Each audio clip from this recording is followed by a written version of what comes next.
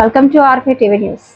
రాష్ట్ర వ్యాప్తంగా చంద్రబాబు నాయకత్వంలోని కూటమి ప్రభుత్వం ప్రజలకు మోసపూరిత హామీలిచ్చి ఓట్లు దండుకొని చేతులెత్తి వెన్నుపోటు పొడిచి 2 సంవత్సరాలు పూర్తయిన సందర్భంగా వైసీపీ జాతీయ అధ్యక్షులు రాష్ట్ర మాజీ ముఖ్యమంత్రి వైఎస్ జగన్మోహన్ రెడ్డి పిలుపు మేరకు కడప జిల్లా అధ్యక్షుడు పి రవీంద్రనాథ్ రెడ్డి కమలాపురం నియోజకవర్గం ఇన్ఛార్జ్ నరేన్ రామానుజరెడ్డి నిర్వహణలో జరుగుతున్న ర్యాలీలో కమలాపురం నియోజకవర్గంలో వైసీపీ ఎస్ఈసి సభ్యుడు సత్యసాయినాథ్ శర్మ ఆధ్వర్యంలో వైసీపీ మహిళా నాయకురాలు షేక్